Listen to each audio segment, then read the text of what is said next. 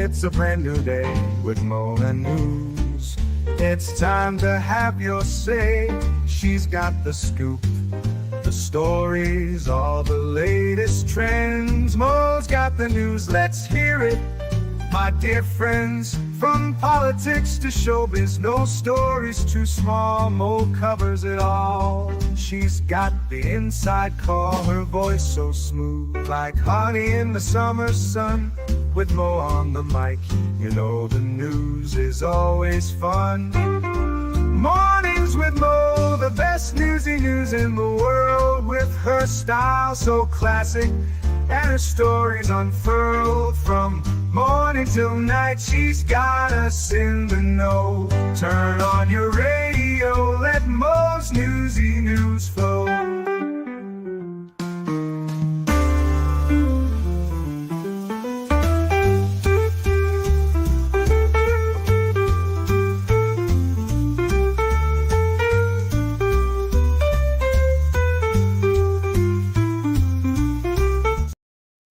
Good morning, everyone, on this 25th of November, the week of turkey shenanigans.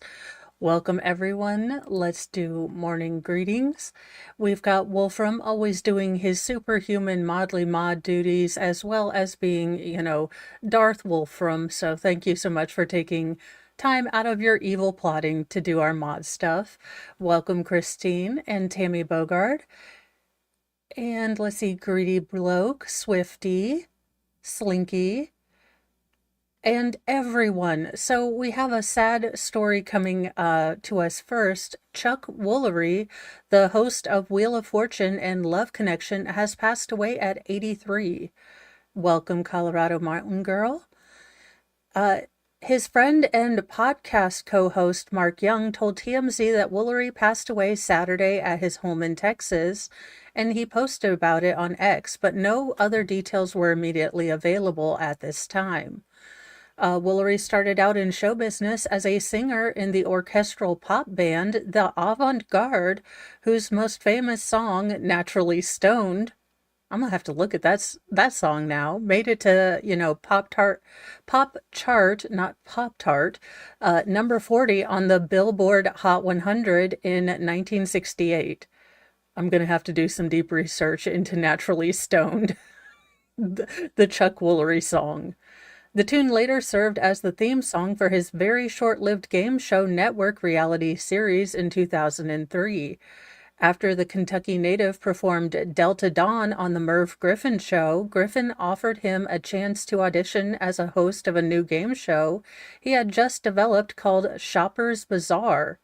Woolery beat out former 77 Sunset Strip star Eddie Cookie Burns for the job, and it was renamed The Wheel of Fortune, premiering on NBC January 6, 1975. While the show pulled a 44 share in 1981, Woolery requested a raise from $65,000 a year to about $500,000. So what other top game show hosts were making at the time? He recalled in 2007, Griffin offered him $400,000 and NBC said it would pony up the rest, but somehow that infuriated Griffin, who threatened to take Wheel of Fortune to CBS, according to Woolery. Not wanting to lose the game show, NBC withdrew the offer and Griffin proceeded to fire Woolery and hire Pat Sajak. Also let go the original letter turner, Susan Stafford, who was replaced with Vanna White. So he was on Wheel of Fortune until it looks like 1981, Celestial Force. And then he wanted a raise and Pat Sajak didn't want a raise, so Pat Sajak got the show, I guess. Woolery noted that Griffin, quote, wanted to get the best of me and said the two never spoke again before Griffin died of prostate cancer in 2007. Woolery, however, did rebound quite nicely with the syndicated Love Connection game show, presiding over 2,000 episodes of that show from 1983 to 1994. In 1986, he was making $1 million a year hosting that and NBC's Scrabble, according to a 1986 article in People. Now, Woolery also had his own CBS daytime morning show, which didn't last long, in competition with Live with Regis and Kathy Lee, co-hosted the Family Channel's Home and Family, and was the face of other game shows, including Lingo on the Game Show Network, Greed on Fox, and a rebooted dating game for syndication. Charles Herbert Woolery was born on March 16th, 1941 in Ashland, Kentucky. His father Dan owned a fountain supplies company, and his mother Catherine was a stay-at-home homemaker. He briefly attended the University of Kentucky before dropping out to serve a couple of years in the U.S. Navy. Then he studied economics at Morehead State University while working sales jobs at Pillsbury. He left school again, this time to pursue a career in music in Nashville, and he and singer-guitarist Elkin Bubba Fowler founded the Avant-Garde in 1967 and signed with Columbia Records. After Avant-Garde was founded, Woolery stuck with it as a solo artist and and with an assistant from comic Jonathan Winters, he appeared on The Tonight Show in 1972. He also landed a gig as Mr. Dingle, an elderly postman and shopkeeper, on the syndicated kids show New Zoo Review, and guest starred on Love American Style. So it looks like he had a full and, kind of life that, I mean, I think every single one of us has seen Chuck Woolery on a something. So I do hope that he had, a good, it seems like he had a good, full, very rich life and passed away surrounded by, well, he was married 4 times. So hopefully, he had family around him, all of them. So I do hope that he passed peacefully and without pain, and his family is getting all the support that they need, because, losing a family member right around the holidays is just, it's really, really hard. It will color the rest of your holidays going forward. Now, TikToker's gonna be dumb. I have never seen a headline in which it says TikToker and then something good for humanity. It's always like TikToker and varying levels of dumbness to humanity. But a TikTok influencer has been arrested after allegedly flaunting shoplifted Target goods on video. Yes, perhaps don't TikTok your crimes, you giant moron.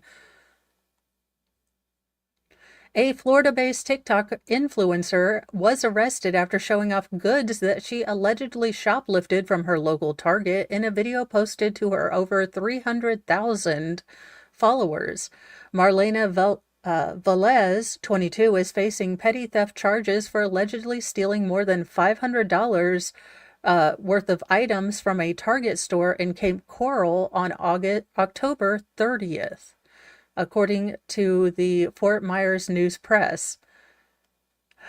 Greedy bloke, it's more of an American thing, but if any of your parents or grandparents liked the Game Show Network, you were Chuck Wooleried out. I may be among one of those people. Let's see here. The retail chain's loss prevention team told Cape Coral police that the shoplifter was allegedly caught on security cameras at the self-checkout register, where she scanned a fake barcode that listed prices lower than the items in her cart. Police say that she stole at least 16 items, including household goods and clothes, valued at least $500.32. Officers reviewed and verified Target's security footage, then posted a picture of the suspect on the department's social media account in hopes that the public could identify her.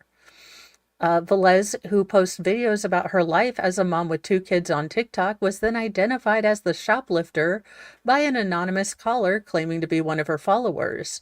The anonymous caller also provided officers with the Instagram handle, which had a link to her TikTok account. Her TikTok page included a get ready with me video, like get ready to shoplift with me. I have my extra purse and I did this. And, Just what the actual Schnell? Do not put your crimes on TikTok. And she was wearing the same outfit and glasses the suspect was wearing in the Target security video. The since deleted TikTok video also showed her documenting herself picking out the items that she stole. Well, I mean, ma'am, how can you convict a woman who spends $17 on a Dunkin' Donuts, iced coffee? And John Gary, you wouldn't have to snitch on me because I don't steal stuff. That's... So my suggestion to everyone is do not steal stuff from Target while TikToking that you're stealing stuff from Target. I didn't think that would have to be a sentence that would come out of my mouth, but I really dislike self-checkouts. I am the queen of finding stuff on clearance, and those clearance tags never work on the self-checkout. I just, ew. I hate it. I hate it so much. Because honestly, when you get a lot of clearance stuff, it's more work. And I have a lovely woman at my local Kroger because she sees me coming in early in the morning and she'll help me out.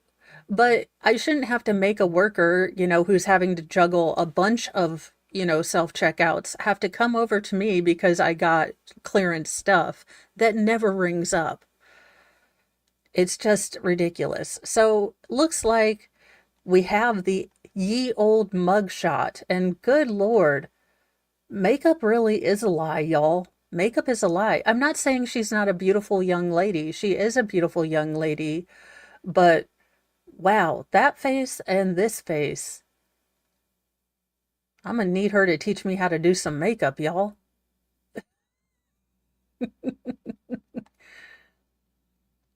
Bruce Rivers would be astonished at her self-snitching. You're right. We have a bunch of true crimey or crime-related stories this morning, so I do have some fun stories, so we will be good there too, but there's a lot going on. DNA confirms that a man who passed a polygraph test as a suspected unaliver in 1979 was actually the suspect all along. After 45 years, authorities in California were finally able to tell the Gonzalez family who they believed unalived their loved one. Riverside County Sheriff's Office used DNA and forensic genealogy to identify the suspected killer, who turned out to be the same man who reported finding Esther Gonzalez's body to the authorities. On February 9th, 1979, 17-year-old Gonzalez was walking to her sister's house in Banning, California, about 85 miles east of Los Angeles. She never made it home. The next day, her body was found in a snowpack off a highway near Banning, the Riverside County District Attorney's Office said in a news release. She was attacked during her walk, raped, and bludgeoned to death, authorities said. Deputies described the unidentified man who found the body as quote-unquote argumentative, according to news releases at the time.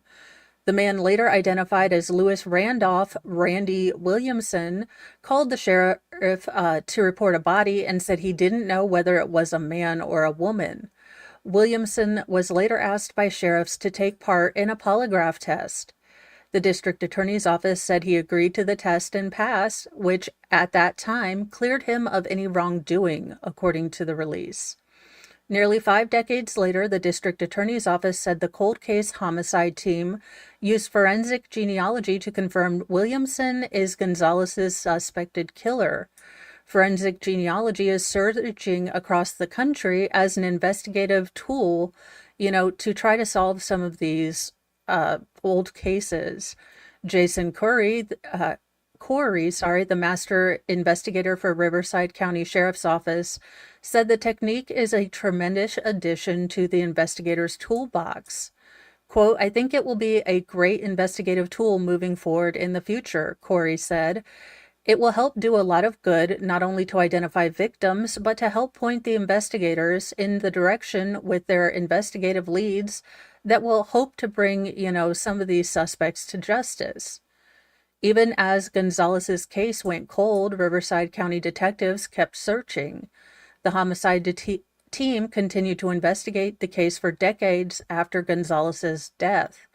The team uploaded a male genetic batter sample from the crime scene into CODIS, and there was no lead. So combined DNA, index system CODIS. In 2023, detectives sent various items of evidence to a genetic lab in Texas that specializes in forensic genealogy and identifying victims in unsolved murders. Earlier this year, a crime analyst laid out all the facts of the case, and then light bulbs went off. Quote, although Williamson seemingly cleared by a polygraph in 1979, he was never cleared through DNA because the technology had not been developed, District Attorney's Office said. Now they have a close-up of this man, but here we are. This is the suspect that the DNA, identified.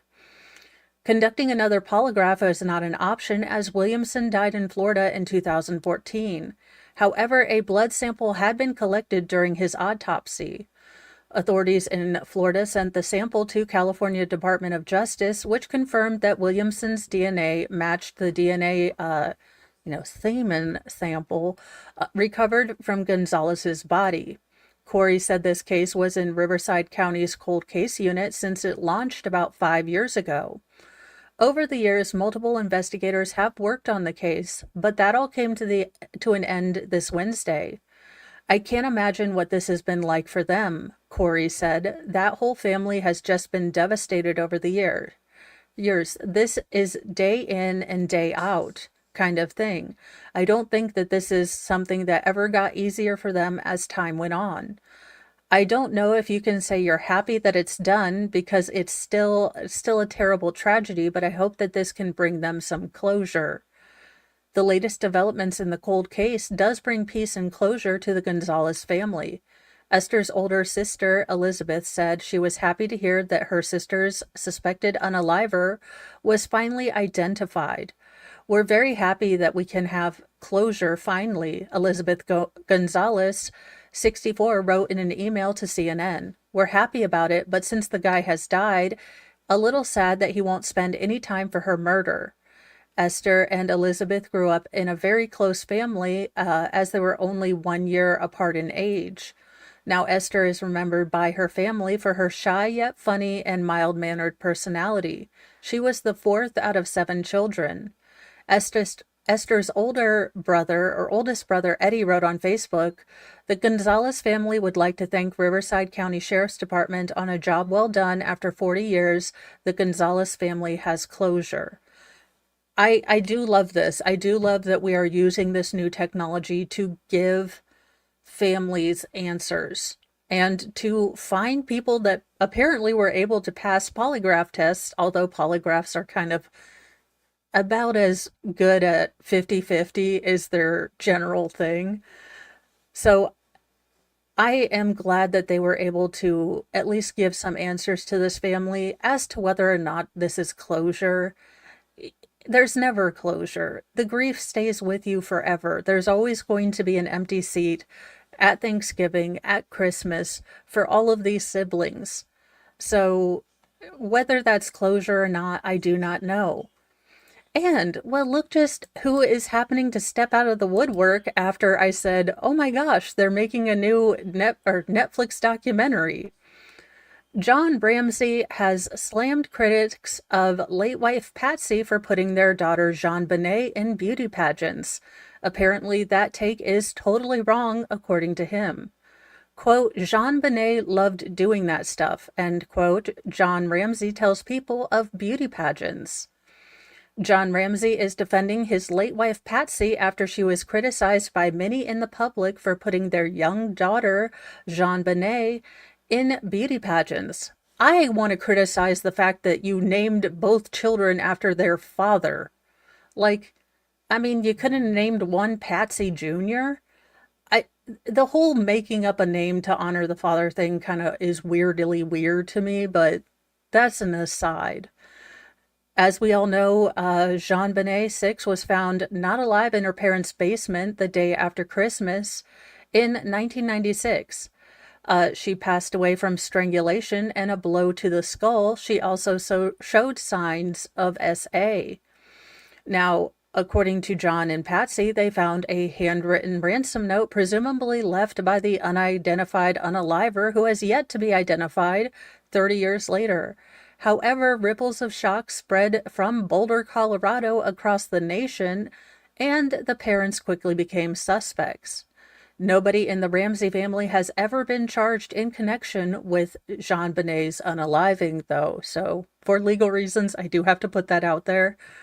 John believes that there was such an interest in the case from the beginning, partly because of Jean Benet's status as a successful child beauty pageant queen.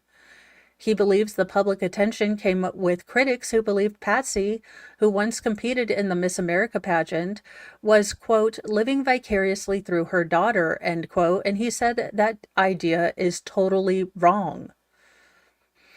Jean Benet loved doing that stuff, Ramsey exclusively told People, referencing beauty pageants in which the girl had become a frequent and successful participant. Quote, Patsy had just recovered from stage 4 ovarian cancer and was grateful for every minute she'd been given to be alive, he said. And I think she was trying to pack a lot of stuff into her mother-daughter relationship, knowing that she might not be alive. And I get that in more southern areas, this is somewhat of a cultural norm. And I try not to judge, entire groups or hobbies unless I learn more about them. So while for me, child beauty pageants seem like a not so cool idea, until I know more about them, I'm not going to, comment about them. I do think it's a scotch weird to truss your child up and put like 94 pounds of Maybelline on them. But that being said, I did watch the hell out of Honey Boo Boo, so I wouldn't have met her if they didn't do child beauty pageants, and I feel that I am complicit, you know, because I loved me some Honey Boo Boo. So I'm not sure that I can be an objective, person on this. He adds that Jean Benet was extremely extroverted and that the mother and daughter had fun through the experience of pageants together. We used to say, man, Jean Benet got to lose some of these pageants because she needs to understand that you don't always win in life, John recalls to People. He said Patsy, who died in 2006, encouraged her kids, including Jean Benet, to participate in as many extracurricular activities as possible. Jean Benet had taken violin lessons, she had taken piano lessons, John tells People. She was signed up to take rock climbing lessons in January that next year.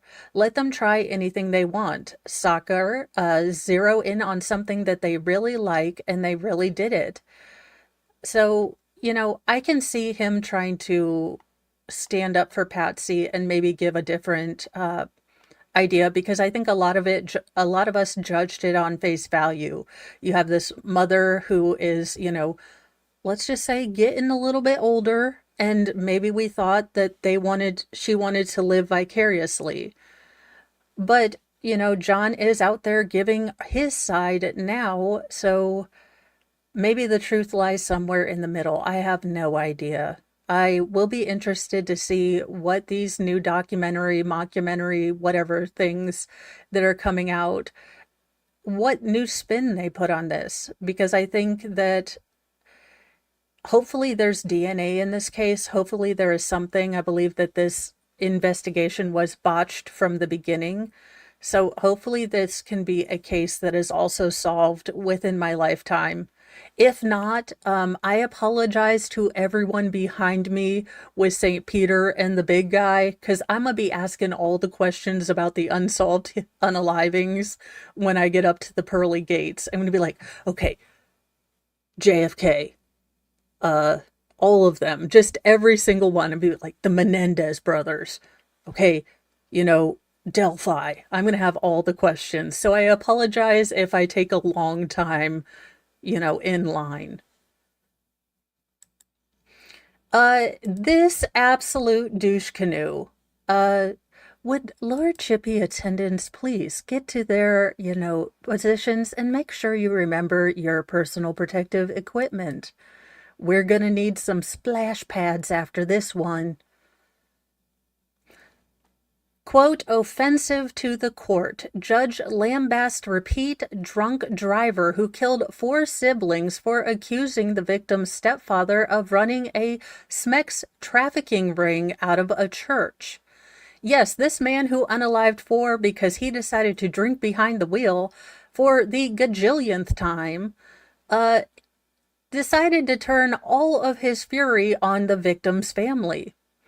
A 48-year-old Wisconsin man who unalived 4 siblings in what was his 5th drunk driving conviction told the court that he wishes it was him that died in the crash. I believe we can all agree with you, sir.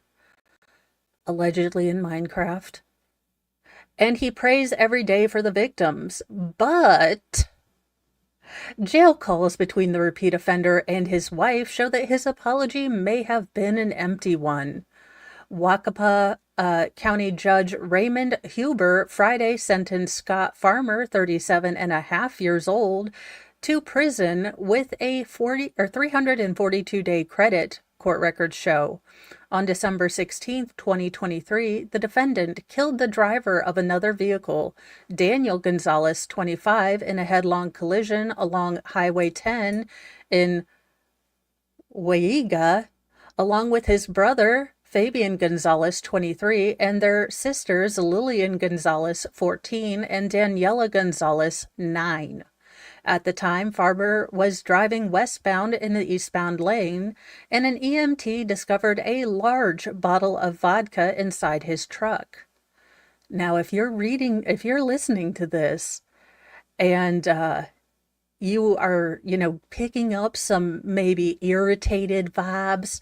Why the hell is this man still on the road if he's had 4 other drunk driving convictions? Is the state of Wisconsin just waiting until he unalives people and then he's going to finally get sent away? Like, at what point in Wisconsin is, too many drunk driving convictions where they take your license away? I mean, what is this going through? What is happening here? Let's see here. During the sentencing, prosecutors discussed jail calls between Farmer and his wife. Farmer accused the victim's stepfather of running a sex trafficking ring outside of his church, a courtroom report from Green Bay NBC affiliate WGBA said. His wife reportedly said, quote, God was working through Scott the day of the crash. No, vodka was working through Scott. God was helping shepherd these poor souls who lost their lives to the hereafter, madam. Farmer and his wife also allegedly said during calls that there should be immigration checks at the courtroom door, as many of the victims' family hails from Ecuador. Huber reportedly said that the comments were, quote, outrageous and offensive to the court, end quote. Paula Schilling, the victim's mother, described her pains following the crash. Quote, a few days went by and I had to go see them at the funeral parlor, which was almost the most heartbreaking day of my life. She reportedly said via a translator, no one can imagine how I felt seeing them all lifeless on a cot.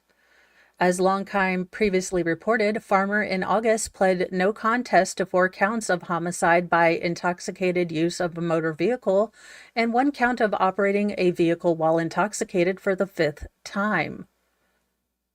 One other criminal count and 4 pending traffic citations were dismissed as part of a plea deal.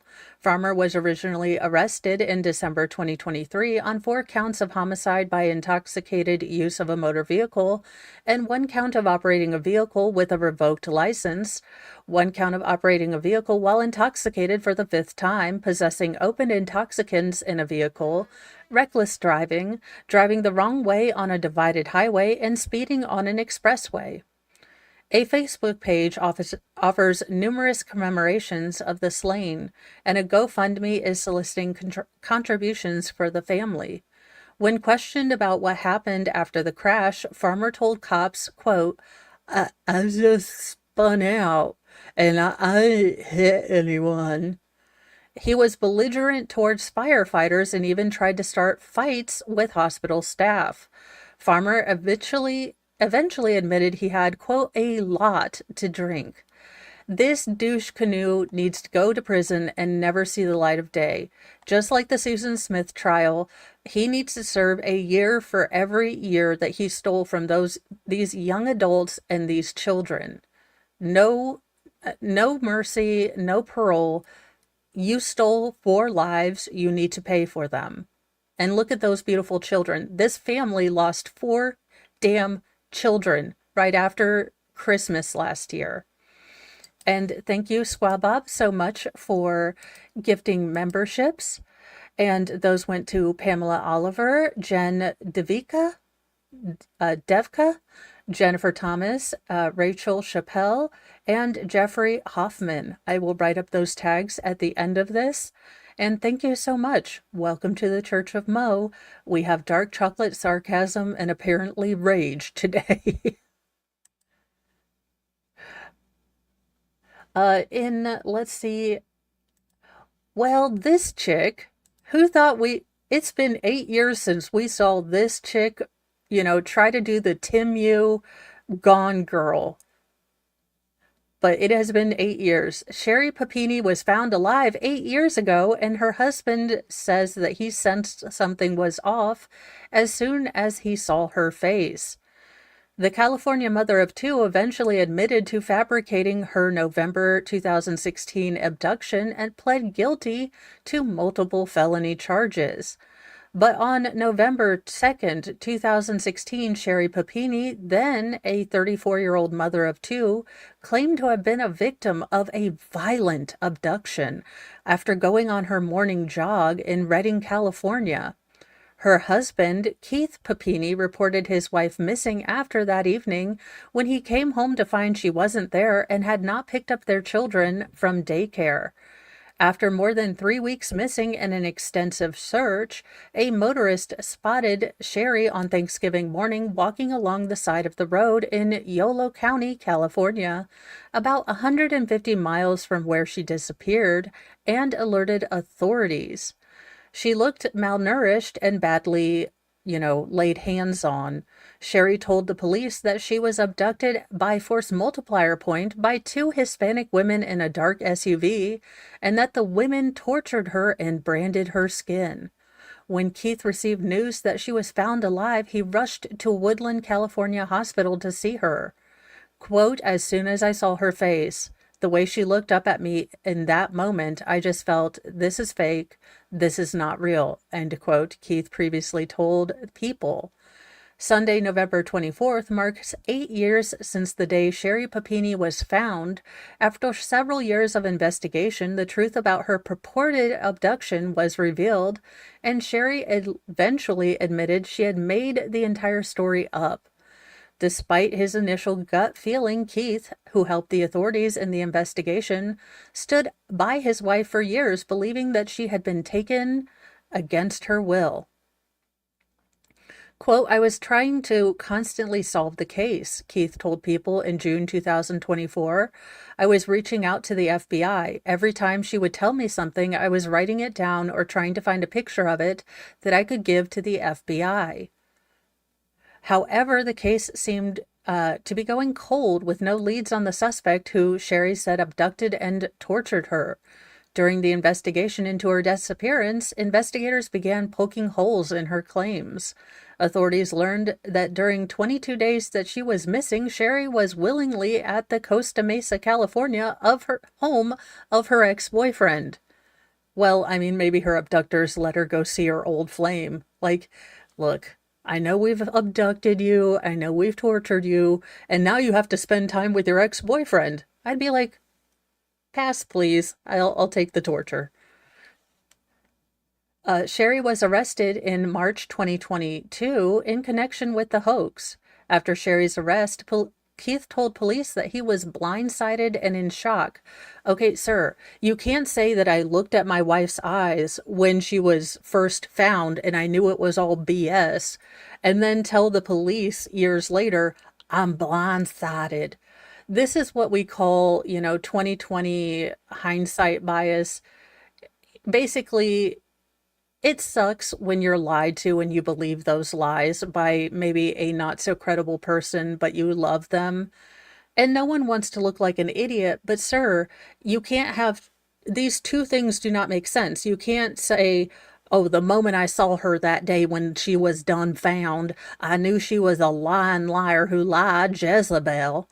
And then tell cops, several years later, I am blindsided. What are you telling me? Oh, what is this? I'm sorry. I'll be standing in the giant shoes and horned helmet of Nick this morning. If I do have to do some Thanksgiving running, but if it's over before noon or like one-ish, I should be able to join if you send me a link. Let's see. She pled guilty to one felony charge each of making false statements to federal agents and mail fraud. Fraud. English is my only language and I barely understand it half the daggone time. She was ordered to pay back more than $300,000 in restitution for government funds expended on her after she was, not really missing. After the truth came out, she said in a statement through her attorney that she was deeply ashamed of what she did and added, I am so sorry for the pain I've caused my family, my friends, and all the good people who needlessly suffered because of my story and those who worked so hard to try to help me. I will work the rest of my life to make amends for what I've done. Is that good acting? Did I do enough fake crying? That's probably how that sounded. She was sentenced to 18 months in prison and released in early 2023. After her guilty plea, Keith filed for divorce and stopped communicating with her. He told People earlier this year that he now has sole custody of their two children, and Sherry sees them once a month during supervised visits. Ever since I've cut contact off with Sherry, it's been a lot easier because now I just get to focus on the children. So, yeah, absolutely. In what in the Schnell is going on here? Now I can't even, be okay with cupcakes, sir.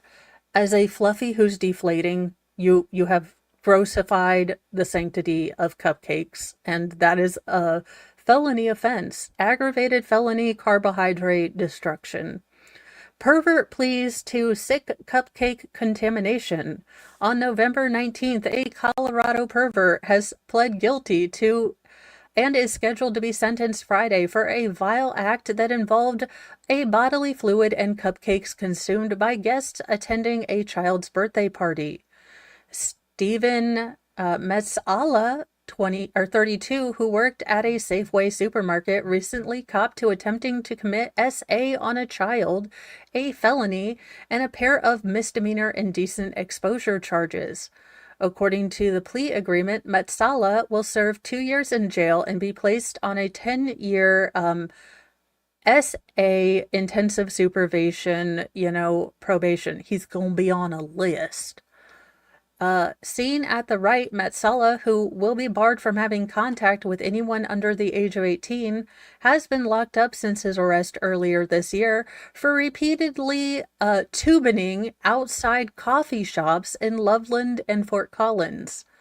As part of a probe into these lewd incidents, police searched Metzala's phones and discovered videos showing someone, presumably himself, touching oneself and touching his peen to donuts in what appears to be a grocery store. At the time of the recordings, Metzala worked as a night stalker at Safeway in Fort Collins.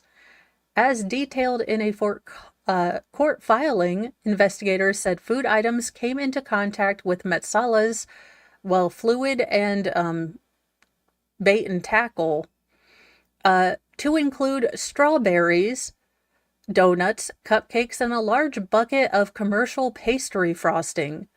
All right, nope, death penalty right now. Death penalty.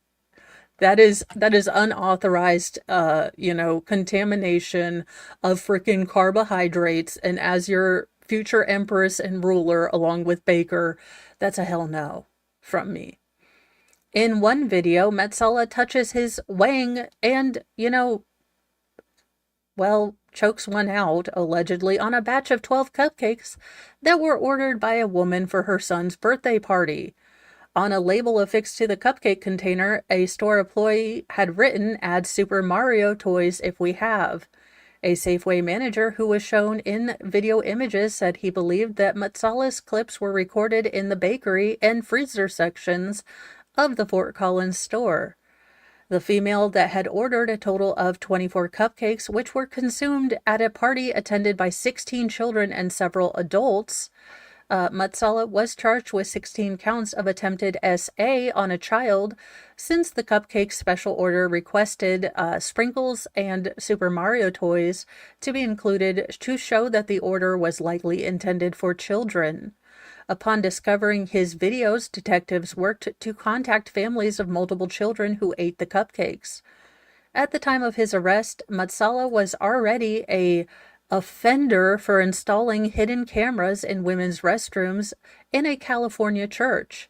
Metsala was busted in 2015 for placing a phone inside a tissue box atop a toilet and surreptitiously recording 14 women and 6 underage girls. Metsala told the California cop that he loved himself to videos that he had made, including while he was still inside the church. Holy giblets.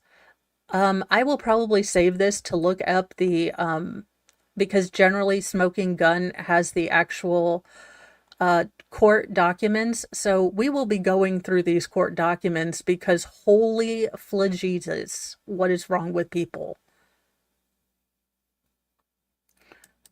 In our good stories of, this, I have to say that this might be what happens to my socks, but I don't want to find the weasel. Stolen shoes mystery solved at a Japanese kindergarten when a security camera catches a weasel in the act. I mean, this explains where all of my socks went. It was definitely a weasel, y'all. Everything that gets lost in my house is now allegedly a weasel. Welcome, Astral Nomad. Police thought that a shoe thief was on the loose at a kindergarten in southwestern Japan until a security camera caught the real culprit, a furry one, in action. A weasel with a tiny shoe in its mouth was spotted on the video footage after police installed 3 cameras in the school in the prefecture of Fukuoka. That's a hate crime right there. Look, I did my best, y'all. Quote, "It's great it turned out not to be a human being," end quote. Deputy Police Chief Hiroaki Indaya told the Associated Press Sunday. Parents and teacher had feared it could be a disturbed person with a shoe fetish. I am more glad that it's a weasel than a weirdo with a shoe fetish, especially a kid shoe fetish. Japanese customarily take their shoes off before entering homes. The vanished shoes were all slip-on shoes children wore indoor and stored in cubby holes near the door. Weasels are known to stash items, and people who keep weasels as pets give them toys so that they can hide them. The weasels scattered the shoes around, and it took 15 of them before the police were called. 6 more were taken the following day. The weasel returned November 11th to steal 1 more shoe. The camera footage of that theft was seen the next day. The shoe-loving weasel only took white indoor shoes made of canvas, likely because they're light to carry. There you go. He's like, look, I'm a weasel with a shoe fetish. It's 2024. Don't discriminate against me. We are so relieved. Gosho Komodo, kindergarten director of the Yoshidi Setayo told Japanese broadcaster RKB Mancini Broadcasting. The children got a good laugh when they saw the weasel in the video. Although the stolen shoes were never found, the remaining shoes are now safe in the garden or kindergarten with nets over the cubbyhole. Are we gonna catch the damn weasel? Like, I mean, can we just MLS? This is now my go-to excuse. It is totally, I don't lose things. I am not a poor laundress. We just have a weasel. Also, the weasel, which is believed to be wild, is still on the loose. Why do we not trap this weasel? I mean, why are we putting nets up instead of, I don't know, just getting the weasel? I am so confused. In Again, I believe we'll send this one to Snake Island. All attendants on Mo Air, please get ready for a one-way trip to Snake Island for this douche. Quote, violently and viciously attacked, end quote. A football star who stalked and stabbed his ex-girlfriend 15 times learns his fate. Again, we figured that out. It is Snake Island. Sitting emotionless in a Florida courtroom with his parents watching, former high school football star Spencer Pearson, and thank you, Patrick W., for gifting one membership, and that went to P. Lola's mom, so congratulations. Welcome to the Church of Mo. We have dark chocolate, sarcasm, and all of the stuff.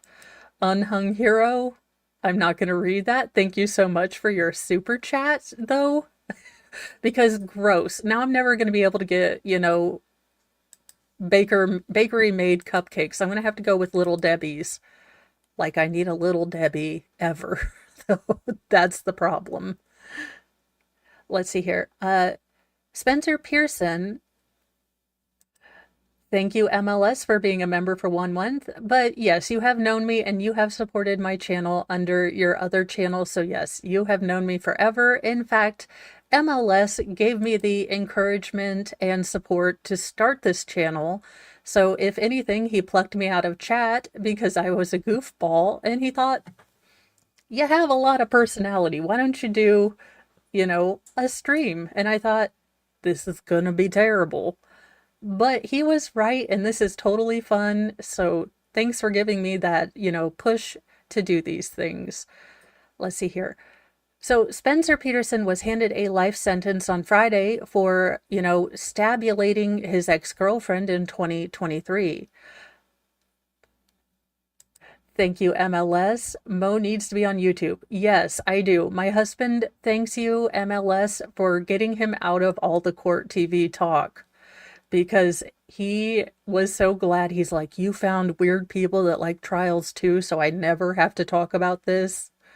I think Mr. Mo is traumatized by Daryl Brooks just as much as the rest of us, but more so because I would give him like breakdowns every day, and he's like, I don't know who this is. I don't know what you're talking about, but I will smile and nod because you're my wife, and I will pretend to like the things you like. Did I tell you guys the story of, we are going on a tangent for a minute. Okay. So Mr. Mo plays this online or on the phone game, and now I would like to say in my defense, Yarana, I didn't know he was using chat to talk or whatever it is. But all I hear him say on Wednesday is auras. And so I decided, since it was, date night, I was like, what in the hippie, shenanigans are you talking? I think it was hippie hilarity. Are you, looking up now? So in my defense, I didn't realize that he was on chat to talk, and then it's sent into his guild or whatever, his group, his clan. I have no idea. But apparently, in the middle of them discussing their strategy, they get this text of, what in the hippie hilarity shenanigans are you looking up now? And I was like, did that actually send? And he's like, yeah, everyone in the guild is trying to figure out what the hell is going on. And I was like, so I am over here, trying to be a good wife, but trying to giggle quietly because I didn't realize in my defense we were supposed to be having a date night. I didn't realize he was working on this. And thank you Squab Bob for gifting one membership, and that went to Let's Go Brandon. So welcome Let's Go Brandon. And Slinky, thank you for you're a great streamer when you're like, where do things go? Thank you for being a member, and I totally get it. I tell everyone about the cases I'm working on. I definitely do. I am slowly but surely getting stuff ready to go for a merch store. You guys just know my level of technability, and this week is, in theory, when I will work on it, but I also have to do all the Thanksgiving yada yada stuff. So I am attempting it, but y'all know that I suck out loud at tech. Now, back to our originally scheduled story after I got off on a tangent. I don't have one yet, Celestial Force. I am working on making a merch store, but y'all know my tech and graphical laughable skills, so it's taking a bit longer. I can make a Lord Chippy. Lord Chippy will be there. One-way ticket to Snake Island will be there. Be nice, be kind, but carry a can of Bitchfire will also be on there, and a bunch of different other things. I can work on Rack of Justice. I do have a Discord, which I am failing spectacularly on, working on engagement, but I will make a separate channel of things you guys would like to, work or see as a merch store, because again, I find things hilarious sometimes, but I can't always remember the things that I say that you would like that to be on there. So I will work on a channel to put that on there to give me a good idea.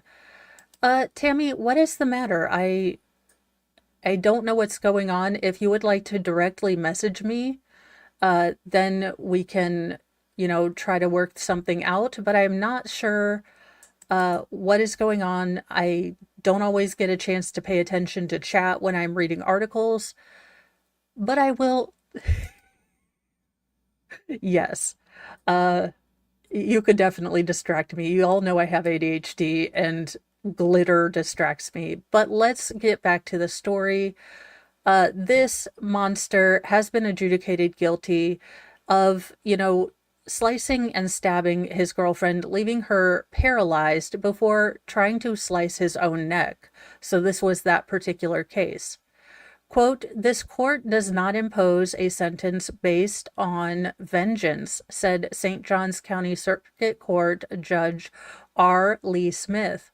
There are just certain crimes that are committed that merit the maximum sentence possible, and this court finds that this is one of them, end quote.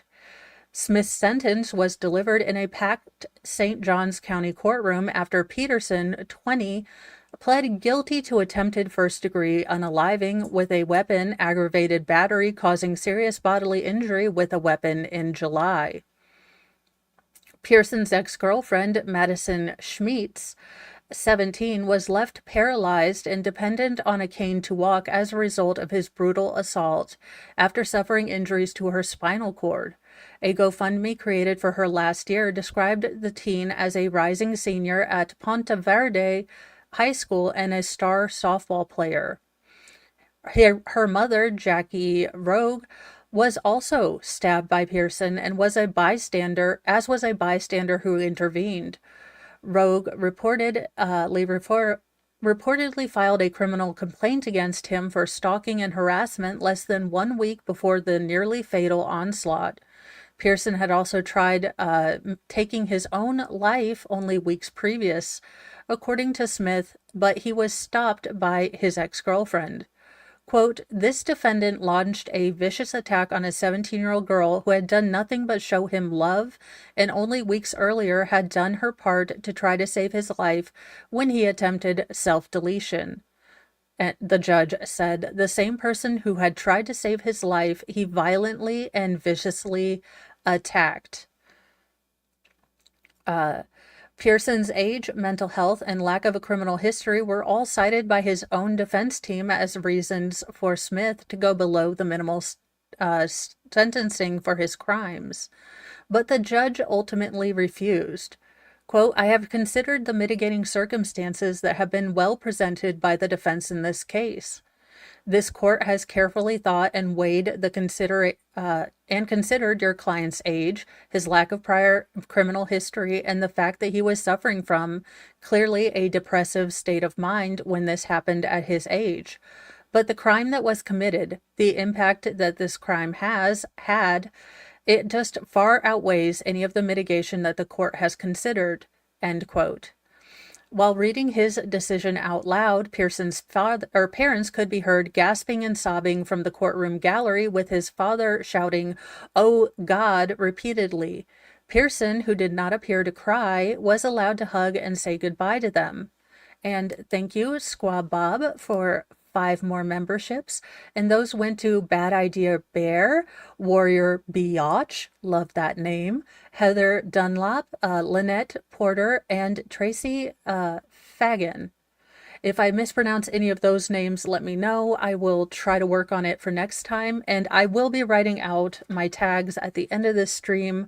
I just find it harder to do both at the same time. So thank you for joining the Church of Mo. We have dark chocolate, sarcasm, and gallows humor, but we are okay with that. We are okay because some people... Oh, Fagan. Sorry. Thank you. You are sentenced to serve the remainder of your life in prison, Smith told Pearson, who stared straight ahead with a cold and expressionless look on his face as his parents broke down behind him. The former high school football star bore a large scar on his neck from his alleged, self-deletion attempt after the June 2023 attack.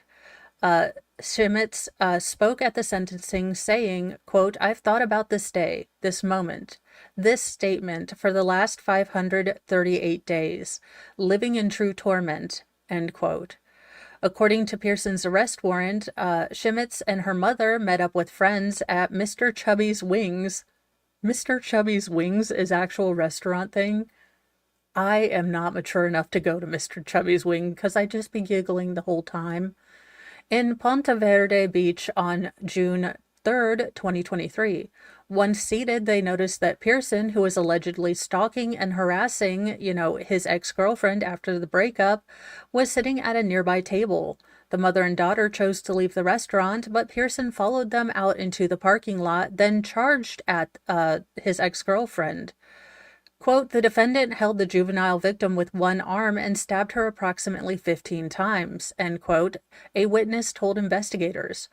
Cops said that the mother tried pulling Pearson off of her daughter and in the process got stabbed in the forehead and leg. A random stranger in the parking lot who also stepped in was able to pull Pearson away from the pair, but they were also stabbed too. Quote, after being dislodged, the defendant sliced his own throat several times, telling the witness he was attempting to self-delete, according to the arrest warrant. Pearson's families and lawyers later cited mental health problems for causing the near-fatal attack, pointing to head trauma that he sustained while playing football, which they claimed led to CTE, or chronic traumatic encephalopathy. Now, Pearson's legal team referred to him as a star athlete who got hit roughly 10,000 times during his playing days. His parents offered up apologies at his sentencing to his ex-girlfriend and her mother. Quote, I'm sorry. I'm so sorry, his father said. I know you've had to go through a world of hurt, and just dealing with all of this, I'm sorry. I pray for you to have peace and forgiveness. I just can't say I'm sorry enough. Y'all don't deserve this, end quote. So I do get that his parents are upset, but he tried to take 2 people from an entire family away, and he still gets to live. He doesn't have to walk with a cane. He doesn't have to learn to walk. He doesn't have to relearn to trust. So I get that you guys are sad, but I'm okay with him never being in a place where he can ever attack another woman for ignoring him. Now, as a carbohydrate connoisseur, what in the name of Hades is this madness? Toll House is jumping on the viral cookie nacho trend, and this is definitely not your grandma's recipe. It's nacho average cookie. New York Post, we've talked about your puns. I'll allow it this time. Foodies on TikTok are cutting cookies into bite-sized triangles, then chopping them off with a wide range of fixing that visually replicates a plate of loaded nachos. The cookie chips are then covered in whipped cream, or, for sour cream, chocolate chips for black beans, and maraschino cherries for tomatoes, and so on. In recent years, the innovative concoction has gone viral with more than 3.7 posts on Instagram. Now apparently inspired by this viral trend, Nestle Toll House has launched a contest to win a cookie nachos kits, giving its fan a new giveaway to create memories and connect with family and friends through this fun DIY shareable dessert. The packages available for a limited time and only via the contest come with chocolate chip cookie dough, chips-shaped cookie cutters, 3 varieties of morsels, semi-sweet, premier white, and butterscotch, and a $25 gift card to purchase other nacho toppings of your choosing, and a recipe card. Quote, connecting people over a shared plate of warm, freshly baked cookies has always been at the heart of our business. Melanie Nyoke, senior marketing manager for Nestle's Toll House, said in a statement about the big magical memories that could ensue with a freshly baked, plate of cookies. The launch of the kit competition is a nod to Nestle Toll House partnership with the NFL legend Peyton Manning and his wife Ashley, who know a thing or two about how to connect with people over nachos, a favorite tailgating snack. Quote, Nestle Toll House chocolate chip cookies hold special memories for me from my football career when my wife Ashley used to bake them for me every training camp, from the special time with my family, Peyton Manning said. So fans can enter for the chance to win one of multiple kits that will be given away, no purchase necessary. The contest runs through December 5th, National Cookie Day. So, you can make these on your own without having to have a kit. It's called a cookie cutter that you can create, or use a pizza roll cutter to cut things into triangles. This all looks a bit too sweet for me, which is weird to say because as a sweet person and now not being able to stomach a whole lot of sweets, it's really weird. I'm like, oh, that would give me a tummy ache. Now for closing.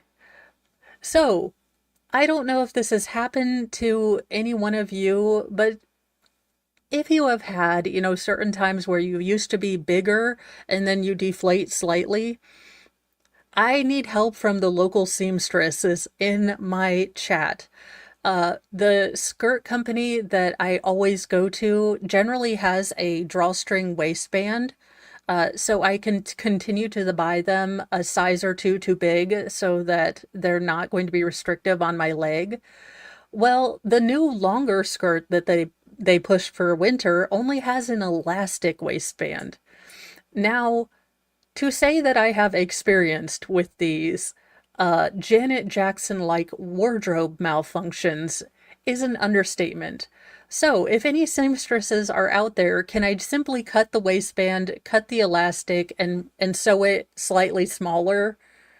Or am I stuck with paper, clips? I have CRPS, so a nerve condition in one leg that is aggravated by, basically wearing anything tight on my leg. Okie doke. That's kind of where I was going, either cut the elastic or add a drawstring, because right now I am having a little bit of a wardrobe malfunction-y kind of thing. And it's okay if I catch it in time and I can pull it up, but when you're like making a bed or doing something with all the things in your hand and you're walking like the penguin to try to make sure your skirt doesn't fall down. These are these are the things that I get all the time. So awesome. Okay, that's probably what I will do. Because I definitely need to fix these. They are really great quality. They are, great for longer or for colder weather, so I don't have to, do all that stuff. Thank you, Squab Bob, for the super chat. Mo's Leg Merch Fund. I have asked if they will make me the $100 million lady. Like, I am totally cool to go fully bionic in my limbs. I don't want, Elon, unless you can make me remember all the things I forget, I don't want Neuralink right now. But I thank you guys for that info. I was trying to math it out. No, I mean like the skirt falls all the way off, like it is at my ankles. So, yes. Audio coffee, I will definitely look for those. Or I'll just get some suspenders.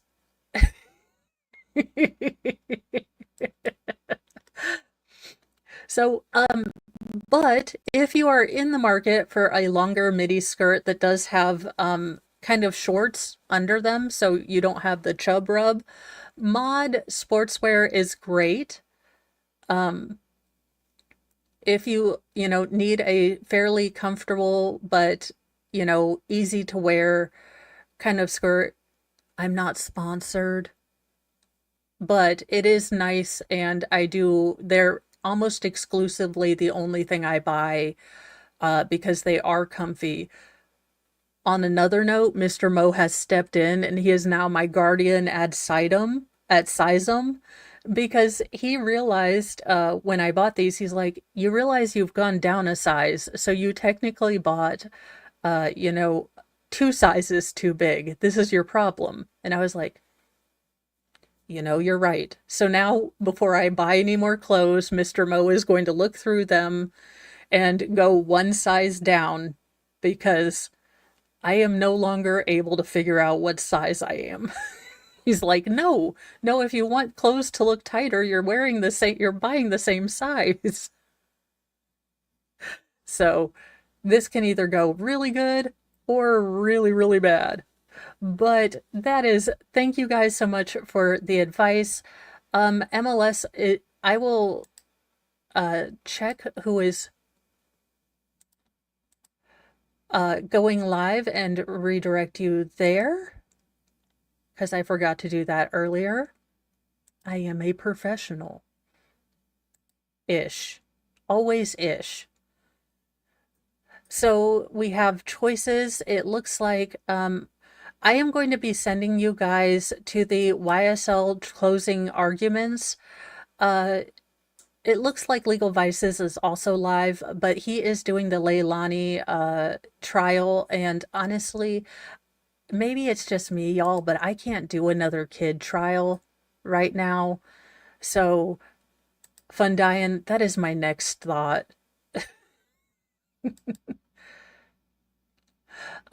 So I will be sending you guys over to to YSL, the end of this trial, the end of an entire year. And check out Nicholas Starro Trial Watch. He has followed this trial the entire time. He stuck it out, through this entire time. And it's been really a work of, a lot of hard work, a lot of tedium. So, hang out, give him some love at this, end of this era for him. And, always be kind to yourself, be kind to others, but carry a can of bitch fire, because kindness does not mean doormats, y'all. I will see you guys in a little bit and have a great day. On a housekeeping note before I let you guys go, my plan for this week, at least tomorrow in the afternoon, is to try to speed watch the Anthony Tott trial.